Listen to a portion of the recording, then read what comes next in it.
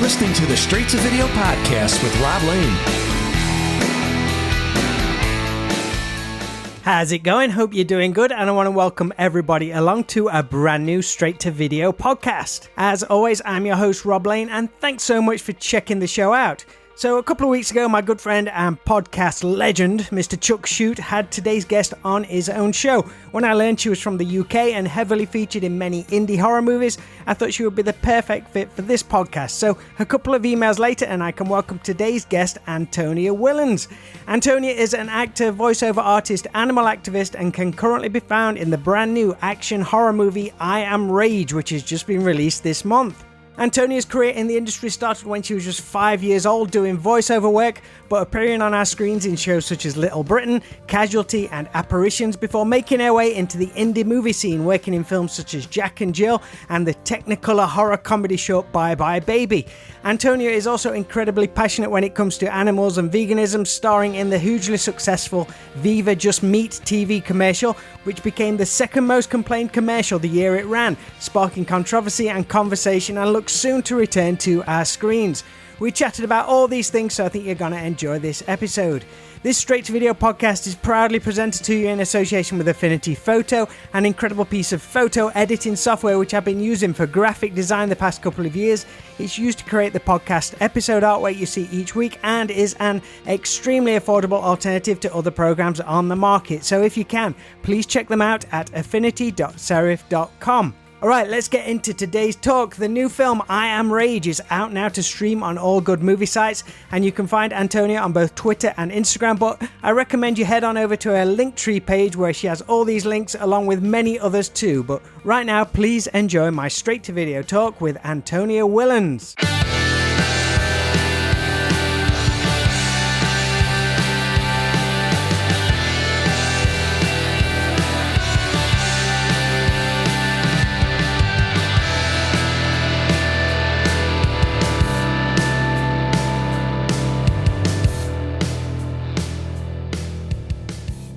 Hello. How's it going? Very well, thank you. How are you? Yeah, lovely to see you. You too. So how's your day been? My day has been pretty chilled. What did I even do today? It's been the first day for like 2 weeks that I have had to do like life admin. Right, okay, catching up on all that boring stuff.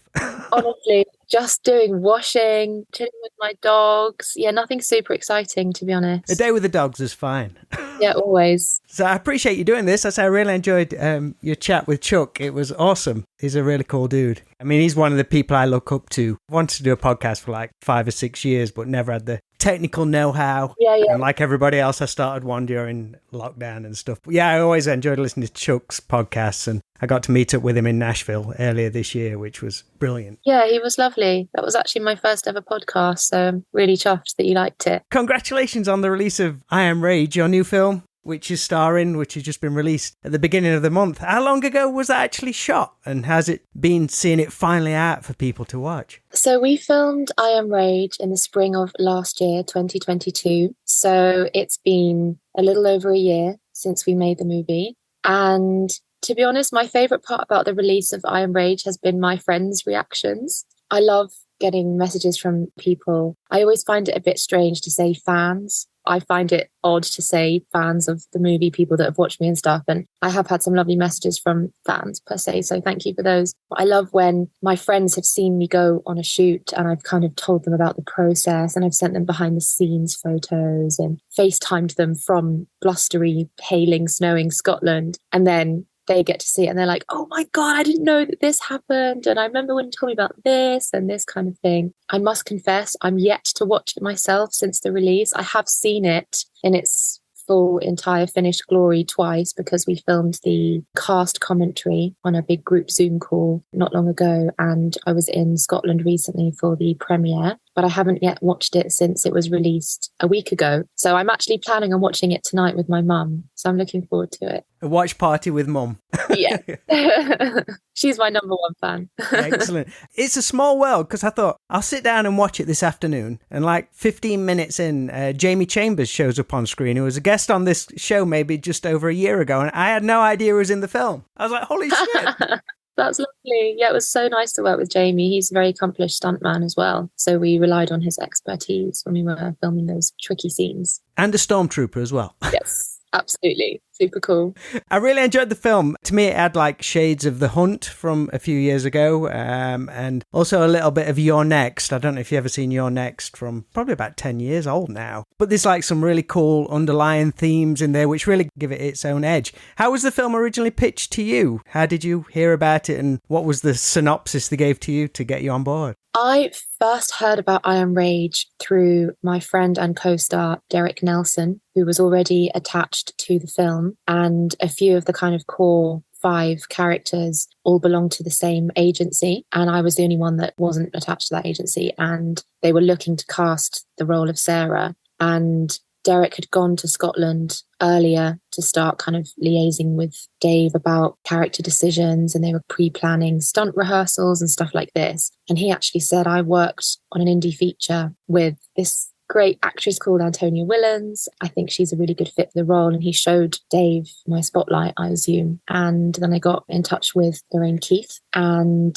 I auditioned, and we had a bit of back and forth about the logistics and what it would entail. And I just really liked the script. I do love horror films. I love the act of going and knowing that you're going to be scared and there's going to be things that make you jump. But what I particularly liked about I Am Rage was the complexity of the characters, and it doesn't just follow the kind of formulaic horror story. It's a bit darker with the whole kind of blood trade thing. I don't want to say too much about it in case people are watching this and haven't yet seen the film and want to watch it. So I don't want to spoil anything. I relish the idea of going to Scotland. And also I just love working with new teams. And that's one of the things I love the most about acting, is the variety and the fact that you get to meet amazing new people all the time. Exactly. I would imagine on like these indie things, there's very much like a family vibe about them as well. Because everyone's like making things work as best they can. And who can I get in who I know is going to help out in this kind of thing. So everyone like perhaps knows each other, and then bringing new people in like yourself. And I would imagine there's a lot of bonding. There is. And I think it's one of the amazing things about working in indie film, because sometimes, you know, we don't always have the budget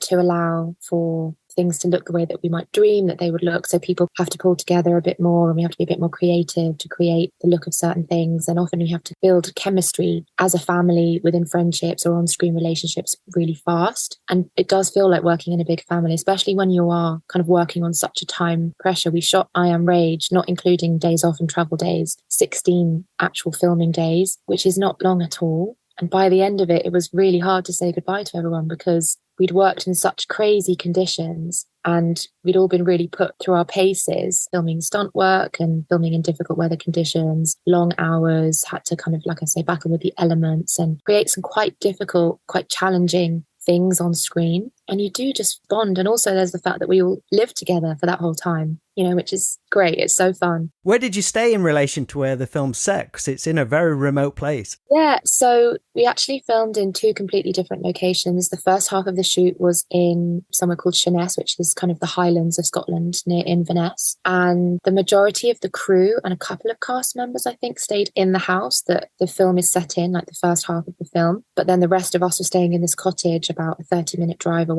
This beautiful cottage just stuck in a hillside, surrounded by sheep and beautiful rolling hills, amazing sunsets. It does look incredible, some of those like aerial shots. I was like, damn, before I realised it was Scotland, I was like, wow, where is this? Yeah, I mean, being part of the film was such an immense privilege, and I really loved working on it and filming everything with such a gorgeous team. But a highlight for me was getting to do some exploring in Scotland. I loved it so much. I'm quite a nature girl at heart, so I loved having the chance to go on these kind of country walks. And the second half we filmed in just outside Aberdeen, but we were staying in central Aberdeen, student halls, and we were all in the same block, which was really fun. Kind of became like big kids towards the end. You say you shot the film last year and you only recently had the premiere, so was it a good get together, or had you seen people in the meantime? We've all stayed in touch. People kind of live all over the place, and the nature of the business is that we're always working all over the place. So sometimes it's quite hard for schedules to align, but it was really nice to catch up with people and just reflect. And you kind of find yourself slipping back into that kind of familial, almost sibling like camaraderie, like bonding that we had when we were making the film. It was like no time had passed at all. It was lovely. It is cool because you do forge these. I mean, I've been playing in bands for like 20 something years, and you can go on a tour with some people you've never met for like 2 weeks, but there is a bond that forms within that such a small time frame because you're so tightly knit all the time, almost like 24 hours. You kind of go through the motions of friendship, but much quicker because you're eating together, sleeping together, working together. See people when they wake up in the morning. Exactly. You know, no filter, no time to kind of get your game face on. It's just, right, here we are. As a fan of the genre, I'd definitely recommend I Am Rage to horror fans, as there's some real horror overtones in there, plenty of gore, but certainly lots of action for fans to enjoy. The fight scenes, they've got like a real, it's not just great action scenes, but there is that real great martial arts vibe to them as well. Would you have liked to gotten more involved in the fight scenes, or was you happy to leave that to everyone else to get busted up? Yeah, absolutely. I would love to do more martial arts for sure. The guys that did those scenes, they do a lot of martial arts outside of, you know, film and outside of working as actors and stunt actors. It's definitely something that I would like to take up and to incorporate more into my film work. But for me, it's just a question of time. I kind of have my fingers in lots of pies. Acting is a wonderful part of my life, but not every part of my life, you know. But no, it was very inspiring to watch them rehearse, especially the girls. Marta and Hannah are so freaking cool. Just watching them going through the choreography, they have these like little noises that they make, like wah-pa, da-da, like they'd have these kind of choreographed sounds that would go with the movement, and watching them mark it like you would a dance was really cool. It was cool to see it on scene because I don't watch much martial arts stuff, so when I do see it, it's like, wow. It's like watching the old Van Damme films back in the day. It's great. Our stunt coordinator, Chris Torres, was just amazing to work with. So cool. Always brought the energy, always so positive, and just made us feel confident. You know, I wasn't doing like martial arts type stunt work, but, you know, again, without saying too much, my character goes through the ringer a little bit, and I had to perform all those stunts myself. And I always felt safe working with him, which is super important. He basically says you're not going to get seriously injured, but you are going to be hurt. Like, you will have bruises, cuts, nicks, and that did happen. Yeah, this is going to come keen, so get ready. Definitely. You know, I can just hear him saying, sell it, hit harder. And we want it to look realistic, you know, and some of them were, and we were always padded up and we were always prepared. We knew what was coming next. But yeah, I think if you're not getting a little bit injured, then you're not doing it right. You're not working hard enough. You're carving like something of a real niche in the indie horror world. You mentioned you are a fan of the genre too. Any particular horror films you love or actors in that world which you look up to? Oh, where do I start? If I name all the actors that I admire, we would be here all day. I was always a big fan of American Horror Story growing up. Oh, nice one. Really liked that. Love the Insidious films. Love the Conjuring films. And I'm also a big fan of like the ones as well that were not done on a massive budget but ended up doing really well, like The Descent. That's just a classic, you know. It's so scary, and there isn't loads and loads in terms of visual effects. So much of it hangs on the location, the performances. Well, the trailer for that was terrifying from a claustrophobic. Yeah, exactly. I mean, that alone is really scary. I am claustrophobic myself.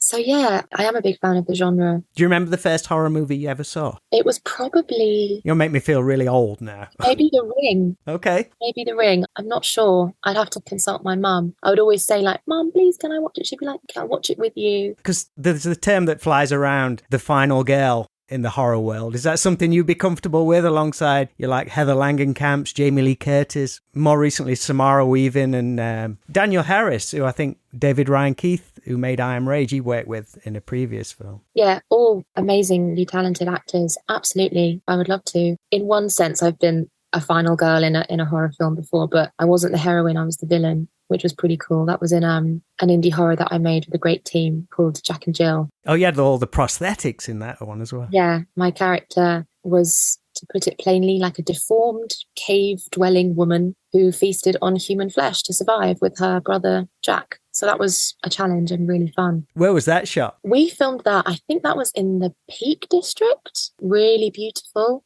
Really fun. That's probably near where I am, in the Midlands, Peak District. Yeah, probably isn't too far from you. It was, yeah, that was super fun. I loved doing something that is so not my casting type. And I've done kind of theatre before and quite physically challenging theatre roles before, including playing like animals on stage. I realised that sounds like the very cliche, like drama student, be an animal, but it wasn't quite like that. It was a production of Animal Farm, playing the metaphor for the SS, the dogs in George Orwell's classic. So to get to play on that I'd done before, kind of animalistic, running around on all fours, was fun, a challenge. To make it look as creepy as possible as well, I guess. Yeah, just to really play with it. I remember the director just said, like, just go for it with the animal sounds and howling. And there's moments where she's kind of grieving. You see her humanity as well, because she connects with one of the goodie, the final girl of that story, who's played by a really wonderful friend of mine. Yeah, she was a complex character, but really fun. You've been working in film and TV since like a really young age, like around 5 years old. So I guess you've always seen behind the scenes and how things come together.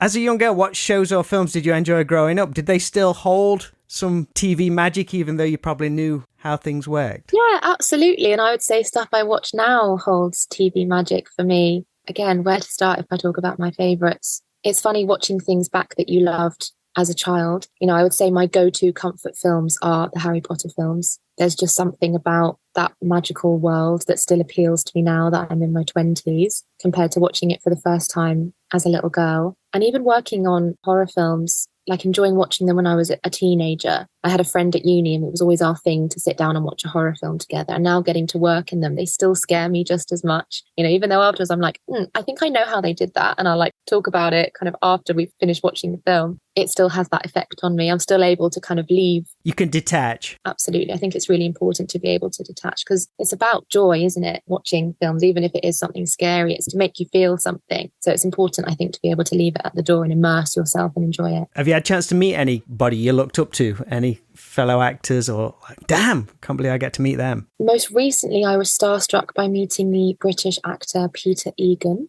Most recently, I'd seen him in Ricky Gervais's Afterlife. Who does he play in Afterlife? I'm not familiar with the name, but I'm sure I'd recognise him if I saw him. So, you know, the lady that he chats to in the graveyard. So her sort of friend / potential love interest, they meet there because they've both lost their respective husband and wife and they kind of bond. And well, Ricky Gervais's character kind of tries to set them up because he thinks that they might find companionship in each other. He's also in a really brilliant ITV thriller police detective drama called Unforgotten with the amazing Nicola Walker, plays her father. And I'm also a huge fan of him because he also is a big advocate for animal rights. And I recently attended an event at the Geographical Society in London about this wonderful series of books highlighting endangered wildlife called Remembering. And this year it was Remembering Bears. And it's just people coming together to celebrate these wonderful animals. And Peter Egan was there and I got to speak to him. And I also have a connection to him because he did the voiceover for this vegan advert that I was lucky enough to do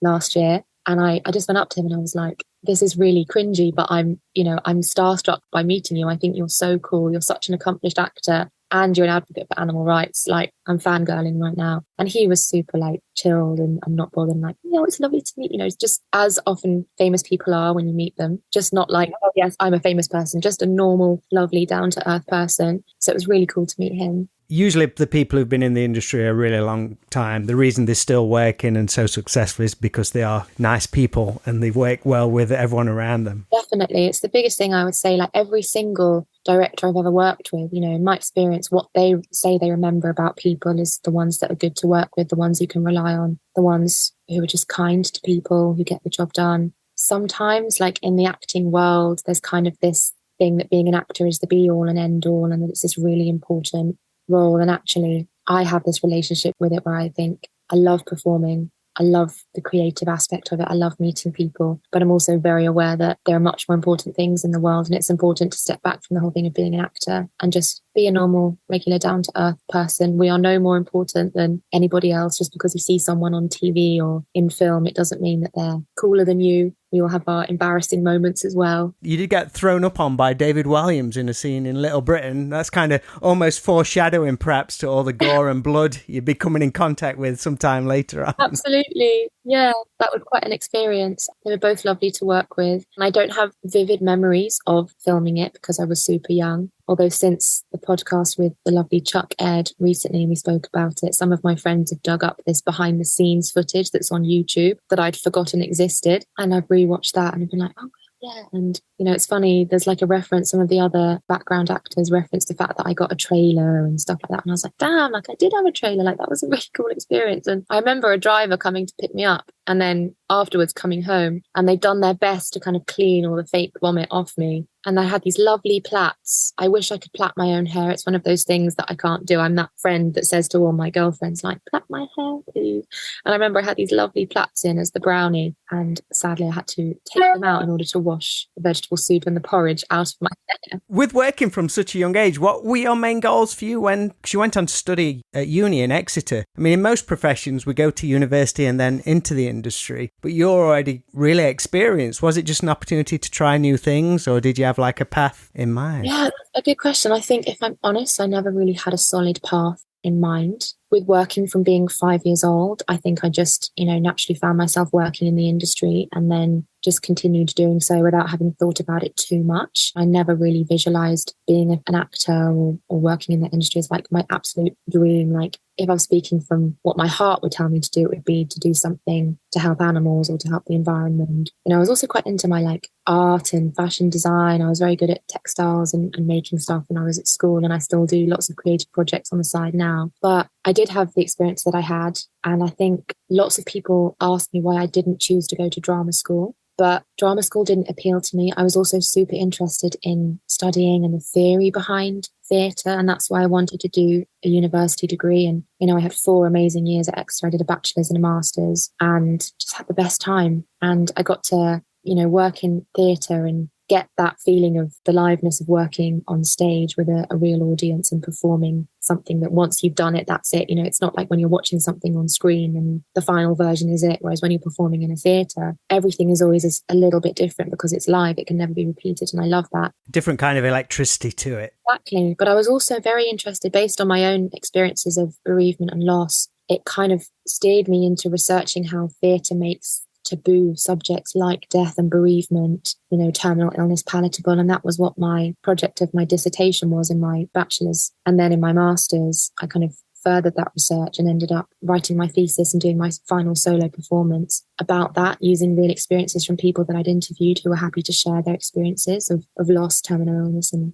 bereavement, and just their feelings about death. And I kind of created this episodic, creative, mixed media performance. And I would love to have continued that work. But the wonderful thing about working in the confines of a degree is you have access to rehearsal space and props and technical guidance and funding to make work happen. And then once you graduate, you're kind of thrust into the world, and it's not as easy. And I remember when I did my final performance, I had wonderful people who'd come to see it from hospices and hospitals in Exeter and in Devon saying to me, we'd really love to continue this work that you're doing. We'd love you to come in and interview our patients and tell their stories. And because I'd had like a puppet commissioned, I choreographed a little dance sequence, I played the piano, but unfortunately it was quite hard to get funding to get stuff off the ground. And that's what catered the move for me into getting back into voiceover more full time and then falling into working in indie film. And now here I am, and I love it. I love the work that I do. So I have no regrets that I didn't keep on that path. But maybe at some point I'll get the chance to do some theatre again, and especially devise some theatre. That's pretty cool, though, that something in like a theatre world can open up other opportunities like that was almost presenting to you at the time. Other people coming to you say, I want you to continue.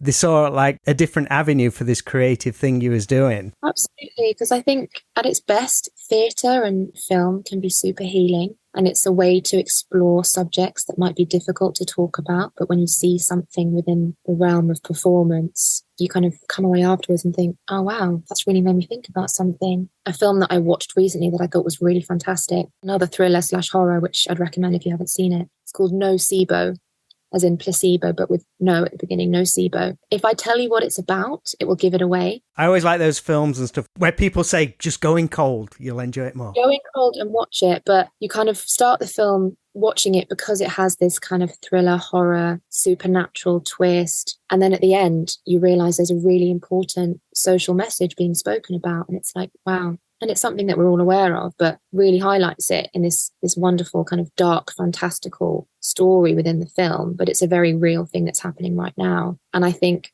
as filmmakers and as creators, as artists, we have a responsibility to tackle these difficult subjects through the films that we make. I'm very fortunate that I've also just been offered a role in an upcoming film about sexual assault. And the director, we've only met like twice on Zoom and had a few WhatsApp conversations, but she's so cool. She approached me after seeing me in a short film that I was in, which did super well on the festival circuit last year, directed by the wonderful Jessie Barnett, Bye Bye Baby, a kind of slasher comedy. And this director that I recently connected with, Emma, saw me in Bye Bye Baby at Aesthetica Film Festival because we both had films that had been selected there. Hers was this wonderful film, basically about toxic masculinity and how men goad each other and it's not healthy. And she'd seen Bye Bye Baby and then wrote to me. And we've just had some really great conversations about the film that we're going to make, hopefully at the end of this year. And we were speaking the other day, we were just talking about how it's really important, if you can, tackle these issues through the medium of film. It's such an amazing way to get the messages out there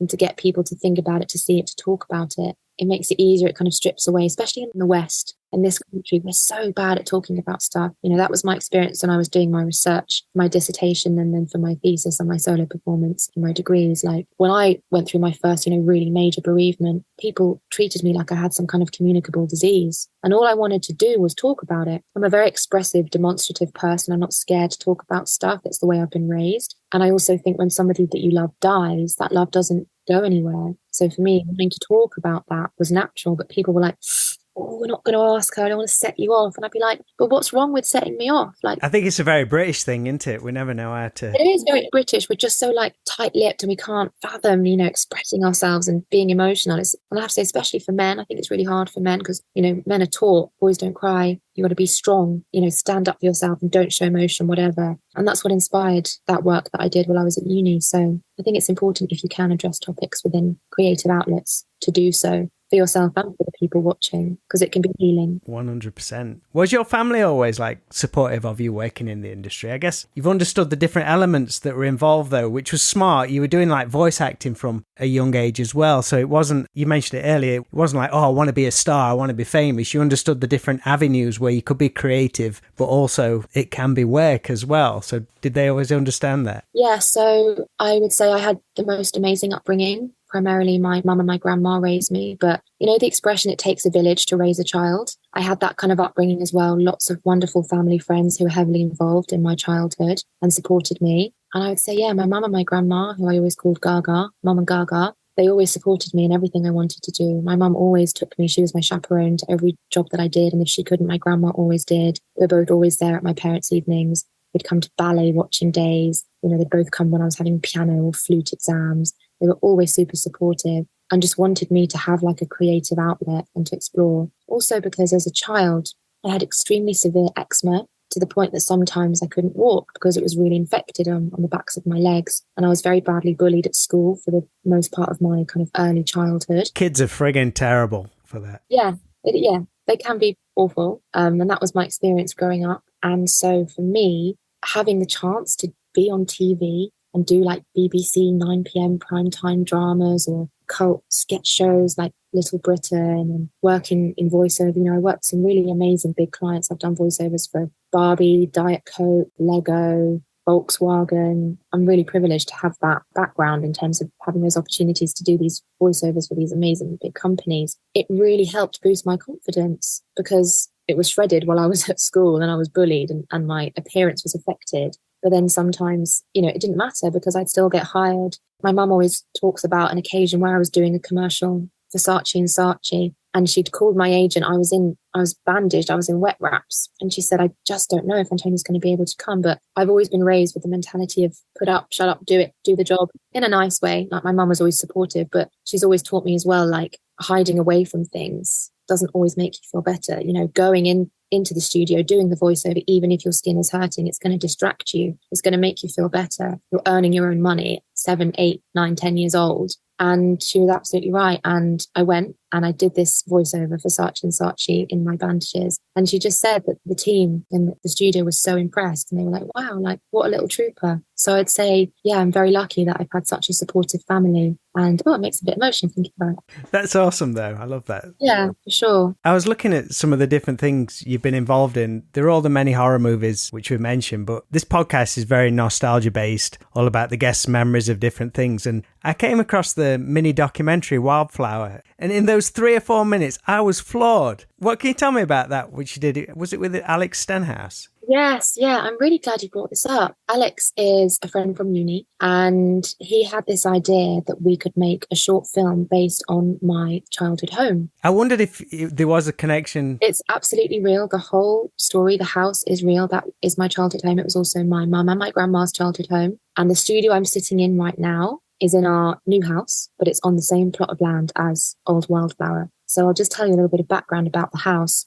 My grandma, when she was a child, lived in Dulwich in London with my great grandparents. And they had this like weekend shack bungalow in this village near Windsor and Staines on the River Thames. And they would just kind of go there sometimes for the weekend. But they lived in London primarily. And then during the war, the house was hit by Australian sentry bomb and was completely razed to the ground. And I always remember her saying to me that they arrived home and my great grandma Mimi said, "Can we at least go in and get some of our belongings?" And they said, "It's gone." So they kind of had no choice but to move into Wildflower, which was the name of the bungalow full time. And it was honestly just this wonderful but quite ramshackle little bungalow, comprised also of 2 train carriages stuck together. And that was in the 30s, and it became a family home. If you can imagine the Weasley house in the Harry Potter films, or like the Hobbit house, that's what our old home was like. And my grandma lived there most of her life. Then my mum was basically raised there. Then I was raised there as well, half there with my mum and my grandma. And then during the week, I'd go to school in London. So my mum and I lived in South London Monday to Friday, but we'd always go home to Wildflower and to my grandma at the weekends and for holidays. The thing about Wildflower, though, is that, as I've mentioned, we live on the River Thames. And so often we'd see a bit more of the river than we'd like to, and it was severely flooded. You know, my grandma, would always recount the 1947 floods, and she said she'd put a ruler down in the floorboards and pull it back up to see how far away from coming into the house the river water was. And it had just got to the point that it was not going to survive any more flooding. As much as we loved it and as magical as it was just the kind of bonkers, wonderful house that people would come and visit and just fall in love with it, because it just held the energy of my family. And for all our lives, grown our own vegetables and had many rescued stray animals and humans come in and stay and be looked after. But it got to the point that we knew it wasn't going to survive another flood, because we had subsidence and mold, and there was a crack about this wide in one of the walls. You could see daylight through. And when my grandma was nearing the end of her life, we promised her that we would rebuild it. We'd always said we will build an eco house in its place. And 2 years ago now, I think, we knocked it down, which was an immensely emotional and scary thing to happen, because when a house is being demolished, it's really violent. We had this big digger come and just take great chunks out of it, and it went, and we rebuilt our new house. And now we live in an eco house powered by solar panels and heated by an air source heat pump on stilts. It's all made of carbon neutral or secondhand or sustainably sourced materials. Pretty much all our furniture's come off Freecycle, or we've just found it on the side of the road. This is recycled ocean plastic, this acoustic treatment. So yeah, Wildflower, the film, is very important to me. It holds a very special place in my heart, because we filmed it as we were in the process of designing the new house and planning the new house. And it was a really lovely testament to our home that had so much, magic and held so many precious memories. And to have that is really special. There is one point where you can see the sellotape on the crack in the glass. That's from where the wood is expanded, the wooden frame of the house, and then shrunk again, and it's caused it to crack. Things like that, where you can actually see what it was like for us. And now we live in a house that's basically the same, just newer and bigger. That's just even added more to how awesome that little documentary is. So you want just like an actress that Alex found for this like role. He'd cast me in a couple of things at uni as well. He's a director. I remember my favourite production that I worked on with Alex was a production of Noises Off, which is supposedly the funniest play ever written. It's hilariously funny and was one of my favourite productions I had the privilege to be involved in at university. If anyone gets the chance to see it on the West End, I'm pretty sure it's on somewhere all the time on the West End. Go and watch it. You will laugh your heads off. But yeah, he had this idea, and the poem that I narrate, I wrote that. Killing me. It's brilliant. And I think in the notes, which I saw, it was all shot in just normal lighting. It just looks fantastic as well. Everything kind of comes together. Yeah, it was all handheld, and there's some crazy shots I remember that we did in our attic. Absolutely mad, like the stuff that we found up there, like my great grandmother's doll house from like the 20s or something. So all the photos on the wall and everything, they're all part of the house. All real, all my family. Yeah. Incredible. People need to check that out. I'll have to put a link in the podcast notes to watch that because it's brilliant. Yeah, thank you for bringing that up. It's really nice to reflect on that. Yeah, it was great. You mentioned Bye Bye Baby earlier. I've only seen like a tiny clip of it. Is that something that people will be able to see soon? Because that looks like a lot of fun. I loved Bye Bye Baby. I love working on it. I love watching it. And it's amazing how well it did in the festival run. It got selected at numerous film festivals, including Holly Shorts, which is Oscar qualifying, and Aesthetica, which I mentioned, which is BAFTA recognised. And, again, that was a low budget film that we did in like 4-5 days with like one rehearsal day, maybe, to work on some of the stunts. And it was just the most wonderful collection of totally bonkers people. I'm lucky to call most of those people really good friends now. We had such a blast making it. To be honest, I'm not sure where it can be watched right now. It just looked like a lot of fun, and especially like with the new Barbie film being out, like going crazy. The aesthetic is absolutely in sync with Barbie. Jessie and I were just talking about Barbie the other day, actually, and how much we absolutely loved it and how well it matches the Bye Bye Baby aesthetic. Again, I don't want to give anything away. It's a baby shower that goes horribly wrong, but it's darkly funny, and it's only 20 minutes, so it's an easy watch. You'll have a good giggle, and we're very proud of it and loved making it. One thing you mentioned earlier, one thing your platform as an actress allows you to do is show your support and awareness for animals and how they're treated in the food and clothing industries. You starred in the hugely successful Viva Just Meat commercial a couple of years ago, which was brilliantly the second most complained about commercial that year, which I think is a total win. But I saw the campaigning for it to be back on screens, I believe. They are. It's coming back, which is fantastic. We've got a very generous donor who's promised to match every pound for pound. So I'm pretty certain it's definitely going to be back on your screens soon. It was a real privilege to be a part of that. So is the crowdfunder, just so people are aware, is that just like to cover the costs to have a commercial aired on TV? Absolutely. It's to get it out there. Most commercials that you see on TV have got like massive budgets and backers behind them to get it onto TV with no question. But obviously Viva are a charity and everything is funded from donations. So anything that people are willing to donate to get it back onto our screens would be amazing. I think last time the target was 40,000 to buy that advertising space, and we had a month on Channel 4 and its associated networks. And like you said, it was the second most complained advert of the year, which staggers me. I love that people felt the need to complain about it. It's just to make you think, I think my favourite reaction was somebody branding it as vegan terrorist propaganda, which quite frankly I would like tattooed on my body because I was so chuffed with that. I think if you've upset the readers of the Daily Mail, don't want to step on any toes here, but then you're doing a pretty good job. Just me outing myself as a Nazi liberal, but yeah. Are you involved in any other animal groups? Is there any particular ones which you support and spread the word about? I would love to tell people to check out Animal Rising, the work that they do. Some of their disruption is quite contentious in some people's opinions. They disrupted like the Grand National this year. We the Free do wonderful activism.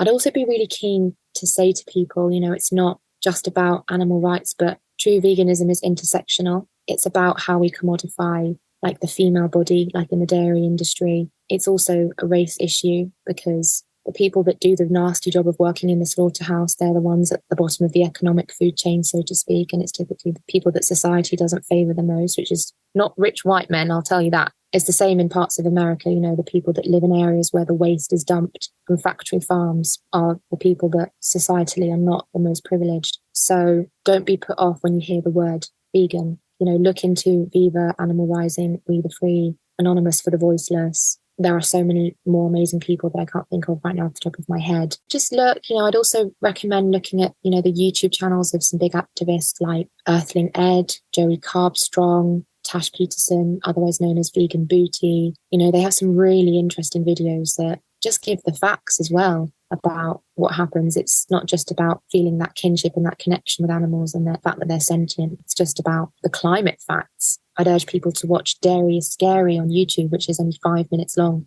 And that gives a real insight into what is allowed into dairy milk. It's quite scary, actually. It's the somatic cells, the growth hormones, antibiotics, that kind of thing that people are consuming without realising it. Kind of hear these words, humane, grass-fed, ethical slaughter, free range, and it doesn't really, not for the animals anyway, because they still don't have a choice either way. So yeah, please look into it. Thank you. Awesome. So following on from I Am Rage, where will people likely see you next, do you think? They can also see me in episode 8 of Patterns, which was released just a few days before I Am Rage, also on Amazon Prime. It is an anthology comedy series by a British film company, also by the same production company behind the classic Fear and Loathing in Las Vegas, which people might know. It puts the spotlight on queer relationships. Again, I don't want to give too much away about my character because it's a big spoiler if I tell you now. Let's just say she has a lot of power and control over the other characters' lives that you meet in the first 7 episodes, and then you meet my character in episode 8 and you're like, damn.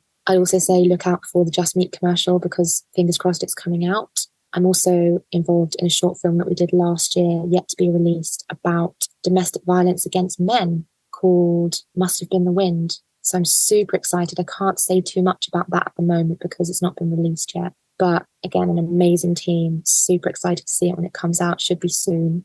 I'm also in a feature film called The Demonic Fae, which is coming soon. Is this all stuff which has been like shot ages ago and it's all just suddenly coming together all at once? All of them are. A couple of them that I'm going to mention as well. I probably won't say the names just yet because they're working titles, but I'm attached to 2 other indie features, thriller/horror films. And in one of them, I'm pleased to say I am the final girl. You'll be happy to know. But they're just awaiting funding. Such is life when you work in independent film. You can have the project ready to go. You just need the cash injection. So awaiting funding on those. And yeah, this exciting short film I mentioned just now about sexual assault that we're hoping to take into schools and colleges as well and enter into festivals. So yeah, I've got some exciting things coming up. I'm very excited. Again, that's like going back to your thing which you was doing your dissertation at college. It's taking it from the creative thing, which is just something people watch on screens, but it's also can be educating and going down these different avenues. That's really cool. Gives you that opportunity to do that. It's brilliant. I have the kind of brain and personality. I could never work in an office. I would just go stir crazy. And the work that I do allows me to have fun and do different things all the time. And sometimes things are just for fun and sometimes it's really important stuff that needs talking about. So I feel very, very lucky. I've also worked hard. I'm going to say I've worked hard to get where I'm at. So yes, I deserve to be here, but I also feel very lucky and privileged that people choose to work with me. Awesome. Antonia, thanks for chatting with me. I've loved it. It's been really cool.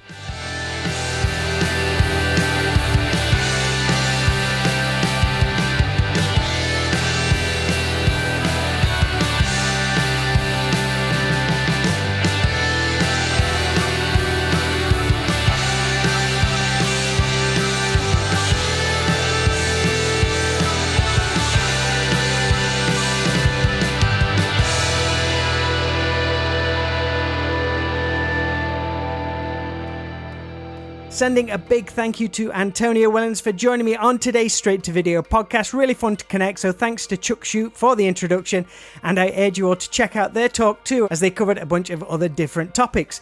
Antonia's new movie, I Am Rage, is out now, and I've also put a link in the podcast notes to the short film Wildflower, which we spoke about, which really blew me away. And be sure to find Antonia on Instagram, Twitter, and Linktree for lots of other cool content. As always, things are busy over at the Straight to Video 80s video shop, which opens at the weekends, just 10 minutes from junction 28 of the M1 if you're ever in the area, or you can find out more by searching 80s video shop across all social media. There's also the Straight to Video Patreon too, where you can get behind the scenes info on the podcast, along with bonus episodes, exclusive merch, and I'm also going to be sharing some early exclusive video interviews on there soon. So please, if you can, take a look at patreon.com/STVpod. So that's all for this episode. As usual, I'll be back next Friday, and until then, always be kind. Please rewind and unwind, and I'll speak to you all real soon.